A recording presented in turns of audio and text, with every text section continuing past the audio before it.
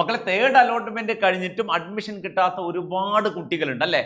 അതേപോലെ എന്താണ് supplementary allotment, ആർക്കൊക്കെ അപ്ലൈ ചെയ്യും? കുട്ടികൾക്ക് ഒരു മെയിൻ ഡൗട്ട് ആണ് സപ്ലിമെന്ററി അലോട്ട്മെന്റ് ആർക്കൊക്കെയാണ് അപ്ലൈ ചെയ്യാൻ പറ്റുക. അപ്പോൾ ആ കാര്യങ്ങളൊക്കെ ഡീറ്റെയിൽഡ് ആയിട്ട് നമ്മൾ പറയാണ്.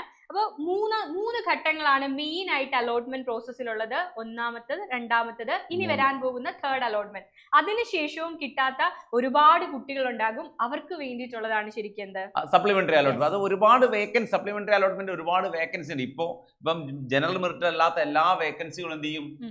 സപ്ലിമെന്ററി അലോട്ട്മെന്റിലേക്ക് കൺസിഡർ ചെയ്യുന്നതാണ്.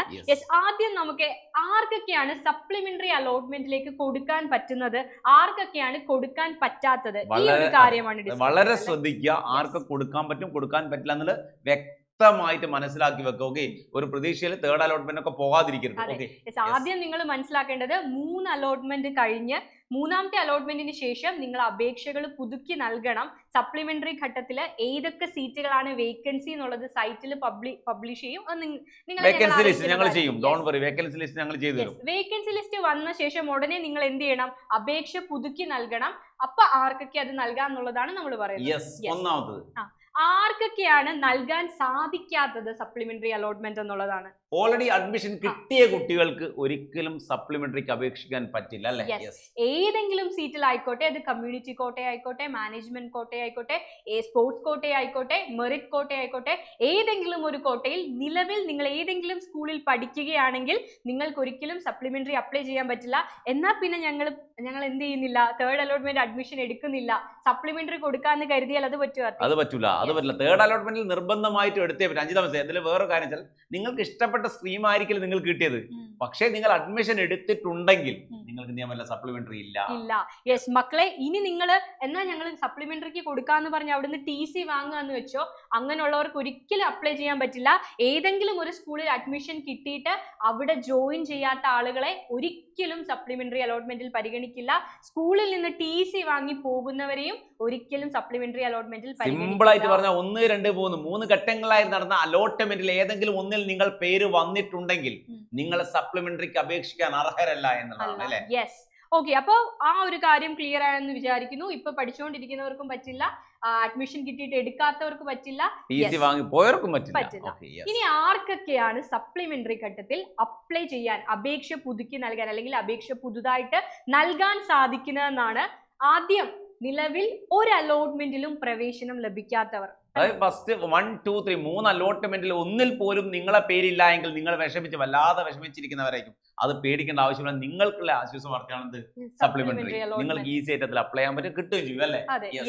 ഇനി രണ്ടാമതെന്ന് പറയുന്നത് അപ്ലൈ ചെയ്യാൻ സാധിക്കാത്ത കുറെ ആളുകൾ. ഇപ്പോ ചിലര് പറയുന്നുണ്ട് ഞാൻ VHSC മാത്രമേ കൊടുത്തുള്ളൂ, അല്ലെങ്കിൽ ചില കുട്ടികൾക്ക് സേ എക്സാം കഴിഞ്ഞ ദിവസം ഒരു കുട്ടി എന്നോട് വിളിച്ചു പറഞ്ഞു, അമ്മ ഹോസ്പിറ്റൽ ആയതുകൊണ്ട് അവർക്ക് അപ്ലൈ ചെയ്യാൻ പറ്റിയില്ല. പക്ഷെ ഞാൻ അവളോട് പറഞ്ഞിരിക്കുന്നത് സപ്ലിമെന്ററിക്ക് എന്ത് ചെയ്യാം, ഒരു പ്രശ്നമില്ല, സപ്ലിമെന്ററിക്ക് അപേക്ഷിക്കാം എന്ന് പറഞ്ഞു. അപ്പൊ പുതുതായിട്ട് അപേക്ഷിക്കാൻ പറ്റും. നിലവിൽ ഏകജാലക സംവിധാനത്തിൽ അപ്ലൈ ചെയ്യാത്ത ഫ്രഷ് ആയിട്ടുള്ള കാൻഡിഡേറ്റ്സ്, അതായത് ചില കുട്ടികൾക്ക് സേ എക്സാം ഒക്കെ എഴുതി കഴിഞ്ഞ് റിസൾട്ട് ഒക്കെ വരാൻ ഡിലേ ആയി കാണും. അപ്പൊ ചിലപ്പോൾ നിങ്ങൾക്ക് അപ്ലൈ ചെയ്യാൻ സാധിച്ചിട്ടുണ്ടാവില്ല, അല്ലെങ്കിൽ വേറെ ഏതെങ്കിലും കാരണങ്ങളാൽ വിട്ടുപോയ കുട്ടികൾക്ക് പുതുതായിട്ട് അപേക്ഷ നൽകാം. മൂന്നാമത്തെ കാറ്റഗറി എന്ന് പറയുന്നത് എന്തെങ്കിലും കാരണത്താൽ അപേക്ഷകൾ റിജക്ട് ചെയ്ത ആളുകൾ, അഡ്മിഷൻ റിജക്ട്. അതെ, അത് കഴിഞ്ഞ ദിവസം ഒരു കുട്ടി ഇതുപോലെ തന്നെ കുട്ടി ഒരു ഡൗട്ട് പറഞ്ഞിരിക്കുന്നത്, അവൻ പഞ്ചായത്ത് കൊടുത്തത് തെറ്റിപ്പോയി. അവന്റെ പഞ്ചായത്തല്ല കൊടുത്തത്, പക്ഷെ തെറ്റിപ്പോയി. അവൻ എന്ത് ചെയ്യും? അഡ്മിഷൻ റദ്ദ് ചെയ്തു. യെസ്. അപ്പോ നിങ്ങൾക്ക് ഏതെങ്കിലും അലോട്ട്മെന്റ് കിട്ടി, പക്ഷെ നിങ്ങൾ കൊടുത്ത ഡേറ്റയിൽ എന്തെങ്കിലും എറർ സംഭവിച്ചു. ഒരു നമ്മുടെ ലൈവിൽ തന്നെ ഫുൾ A+ കിട്ടിയ ഒരു കുട്ടി ഉണ്ടായിരുന്നു. കുട്ടിക്ക് സ്കൂളിൽ ചെന്നപ്പോൾ അഡ്മിഷൻ ഒക്കെ കിട്ടി, അലോട്ട്മെന്റ് ഒക്കെ കിട്ടി, സ്കൂളിൽ ചെന്നപ്പോൾ അവന്റെ അഡ്മിഷൻ റദ്ദ് ചെയ്തു. കാസ്റ്റ് കൊടുത്തത് തെറ്റിപ്പോയി. അങ്ങനെയുള്ള ആളുകൾക്ക് തീർച്ചയായിട്ടും സപ്ലിമെന്ററി ഏറ്റവും ആശ്വാസകരമായ കാര്യമാണ്. ഈ 3 കൂട്ടർക്ക് മാത്രമേ നിലവിലെ സർക്കുലർ പ്രകാരം, അതായത് കഴിഞ്ഞ വർഷം വരെ ഇങ്ങനെയാണ് തുടർന്നത്. ഇനി സർക്കുലറിൽ എന്തെങ്കിലും മാറ്റം ഗവൺമെന്റ് വരുത്തുകയാണെങ്കിൽ നമ്മൾ അപ്ഡേറ്റ് ചെയ്യും കേട്ടോ. കാരണം കഴിഞ്ഞ വർഷം ഒരുപാട് പരാതികൾ ഉണ്ടായിരുന്നു. ഫസ്റ്റിലും സെക്കൻഡിലും തേർഡിലും കിട്ടിയ കുട്ടികളെ പരിഗണിക്കാത്തത് കൊണ്ട് ഒരുപാട് പരാതികൾ ഉണ്ടായിരുന്നു. അതായത് പിന്നീട് സീറ്റ് വർദ്ധിപ്പിച്ചു, ഗവൺമെന്റ് സീറ്റ് വർദ്ധിപ്പിച്ചപ്പം ഇതുവരെ അപേക്ഷിക്കാത്തവർക്കും എന്ത് ചെയ്യാം, അപ്ലിക്കേഷൻ അലോട്ട്മെന്റ് കിട്ടാത്തവരെ മാത്രം പരിഗണിച്ചു.